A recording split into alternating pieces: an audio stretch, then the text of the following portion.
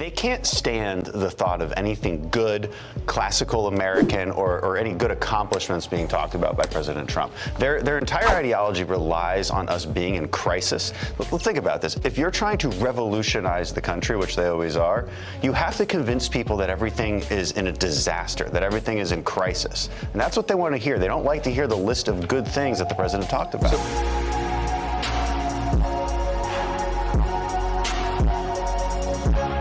Emails from Google. They show that labeling mainstream conservative media as Nazis is a premise upon which you operate. It's not even a question, according to those emails. The emails say, given that Ben Shapiro, Jordan Peterson, and Dennis Prager are Nazis, given that that's a premise, what do we do about it?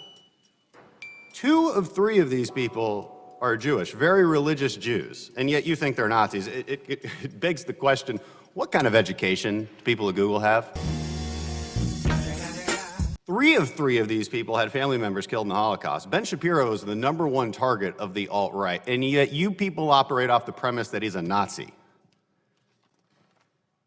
It's pretty disturbing.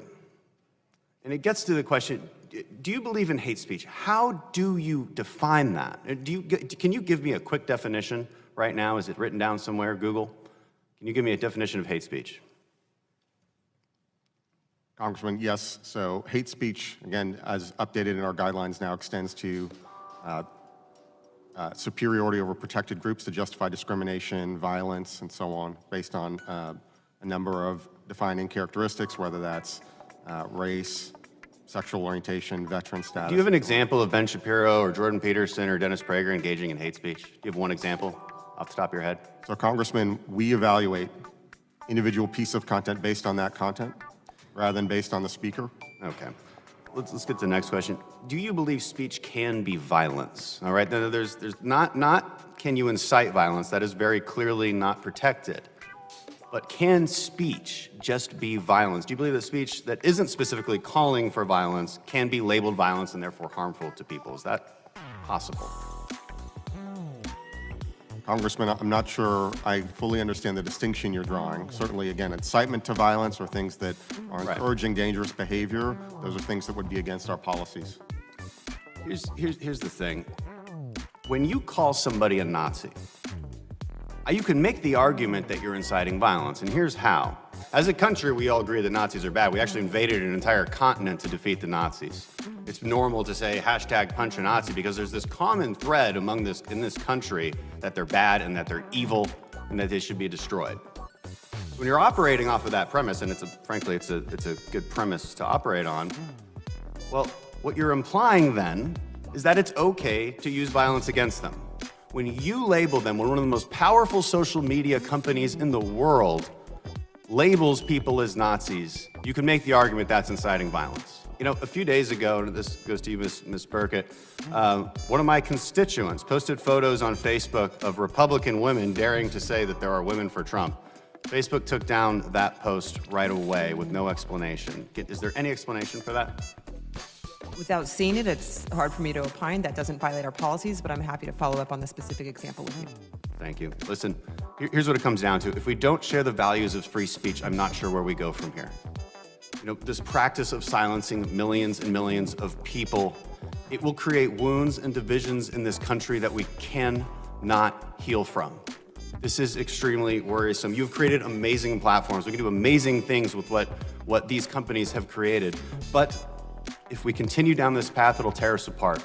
You do not have a constitutional obligation to enforce the First Amendment, but I would say that you absolutely have an obligation to enforce American values, and the First Amendment is an underpinning of American values that we should be protecting until the day we die. It's time to put to rest many false promises of Medicare for all and single-payer systems. Mr. Hadley, I want to start with talking about supply.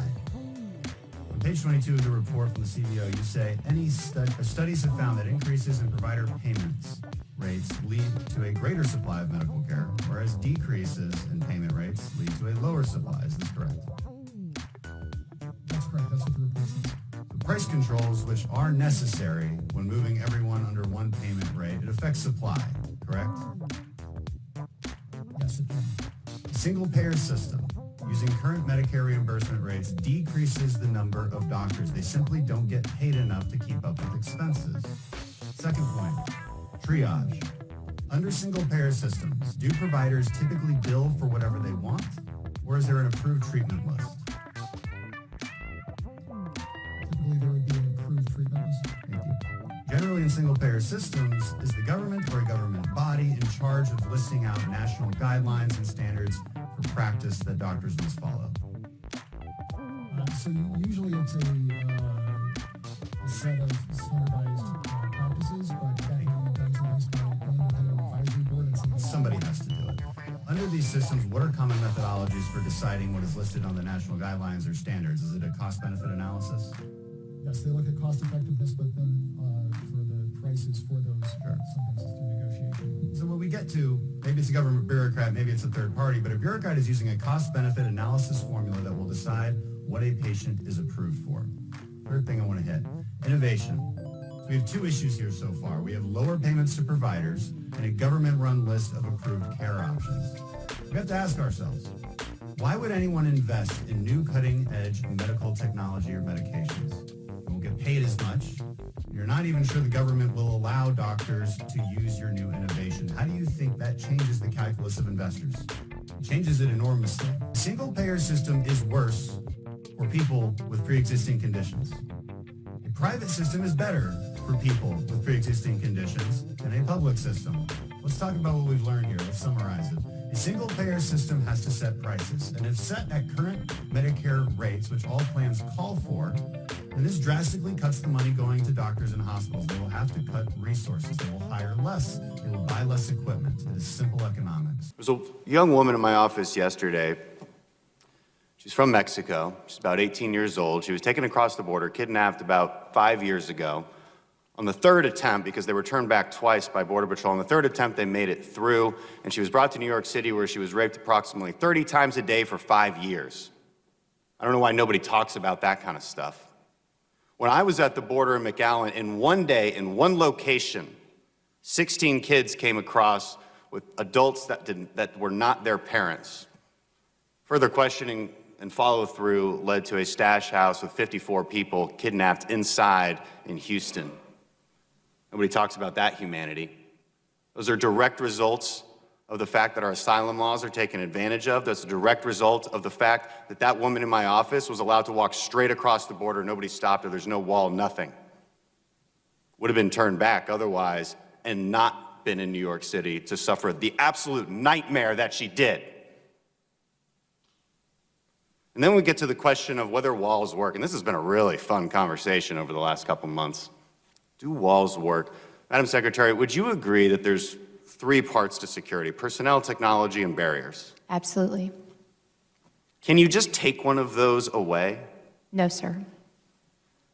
When I was down in McAllen and Brownsville, what we see is Brownsville has about 35 miles worth of barriers. And as a result, only 6% of the crossings in that sector take place because walls work. Would you agree with that? Walls work, yes, sir, as evidence. McAllen, about 1,000 people were crossing on some days because they don't have the infrastructure. Would you agree that the biggest difference between the McAllen corridor and the Brownsville corridor would be the physical barriers? The wall system, yes, sir. Been a lot of red herrings that have been thrown out there to argue these points. Drugs like fentanyl come through points of entry. Yes, we know. You would agree with that, right? Yes. Does that have anything to do with the conversation about whether we need barriers between points of entry? It does not, because it's not an either or. There's always the conversation about we just need more technology because then the border agents can just chase people around as we see, because we can sense them coming through. Is that the only solution, or do you need that plus barriers plus personnel? We need all three. We also need the ability to detain and remove when there's no legal right to stay. There's a point often made that the border crossings are the lowest in years. We had about 400,000 last year, although that's quickly on the rise, as you've noted, 76,000 just this last month. The point is often made that because it's lower than in the year 2000, that there's no crisis. Is that accurate? Is 400,000 a year a low number? Sir, it's not, but again, if I could, respectfully, it's because of the flow. It's because these are families. It's because these are children. That is why it's a crisis. It's a terrible, horrific journey that they undertake. And let's get to that.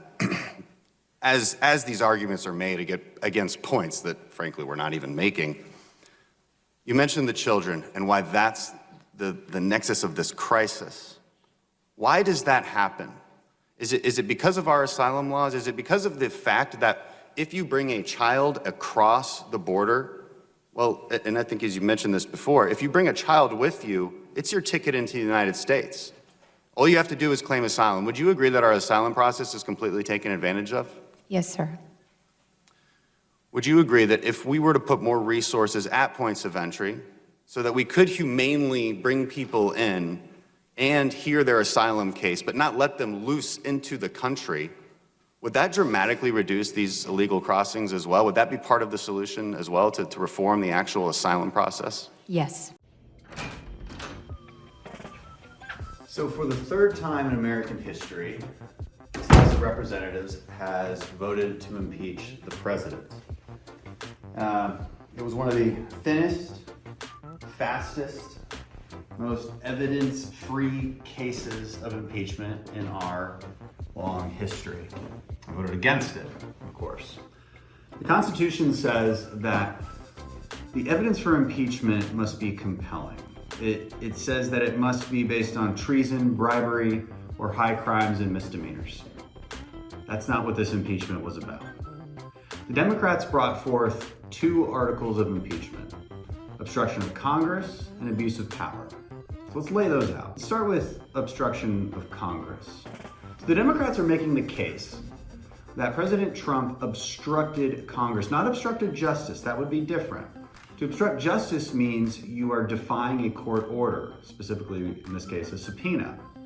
The Democrats are making the case that they can compel testimony from their subpoenas, but that's actually not true. Only the courts can do that. They're making the case that the separation of powers are co-equal branches of government. That framework doesn't really exist.